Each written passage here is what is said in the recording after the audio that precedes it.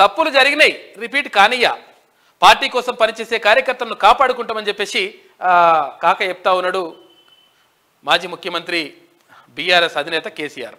ఇక వచ్చే నెల నుంచి తెలంగాణ భవన్లో అందుబాటులో ఉంటానని వెల్లడి. ఏమన్నా అందుబాటులో ఉన్నావు కాక? నువ్వు కలుద్దామంటే కలవకపోతేవి, కానీ ఎవ్వరికి కూడా అసలు చాలా మందిని కూడా కలుద్దామని మస్తు ప్రయత్నం చేసిండ్రు. పాపం సమస్యలతో వస్తే ఒక్కరికి కూడా ముఖం కూడా చూపించకపోతేవి. వచ్చే నెల నుంచి తెలంగాణ భవన్లో అందుబాటులో ఉంటానని వెల్లడి. కార్యకర్తలతో నిత్యం ఫోన్లో మాట్లాడుతున్న బీఆర్ఎస్ చీఫ్. తీరిక దొరికింది, మంచిగా మాట్లాడు, అట్లా మంచిగా నువ్వు ప్రశాంతంగా ఉంటే మంచిగా ఉంటుంది. ఇంకా ఫామ్ హౌస్లో మంచిగా ప్రశాంతంగా ఏర్పాట్లు చేసుకో. కాకపోతే కరీంనగర్లో వేసిరట. కేసీఆర్ ఇకపై కరీంనగర్లోనే ఇంట్లో లిఫ్ట్ ఏర్పాటు చేయించుకున్నారు అని చెప్పేసి మాజీ ఎంపీ వినోద్ కుమార్ చెప్తా ఉన్నాడు. 2-3 ఏళ్లలోనే అధికారంలోకి వస్తాం.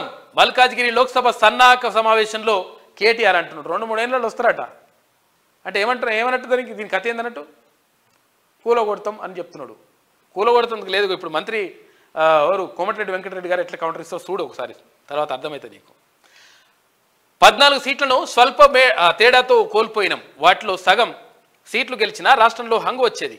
యూట్యూబ్ ఛానళ్ల అడ్డగోలు దుష్ప్రచారంతోనే ఓడిపోయామని కామెంట్. దుష్ప్రచారం కాదు, 100% ఉన్న వాస్తవాలను ఉన్నట్టుగా కొన్ని యూట్యూబ్ ఛానళ్ళు చెప్పినాయి. అందులో ప్రధానంగా క్యూన్యూస్ ప్రధాన భూమిక పోషించింది. తర్వాత తీర్మాన్ మల్లన్న మాట్లాడిండు అని చెప్పేసి రాష్ట్ర వ్యాప్తంగా చర్చ జరుగుతుంది. ఇప్పుడు అర్థమైంది నీకు.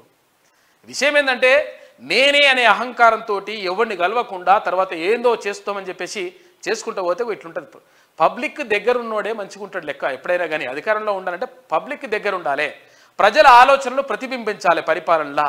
ఏం లేకుంటే ఇష్టం వచ్చినట్టుగా వేస్తా అనుకుంటే ఇట్లనే ఉంటుంది లెక్క. 2-3 ఏళ్ళలో వస్తాడంట, మళ్ళా వస్తాడు, చూస్తారు ఇక.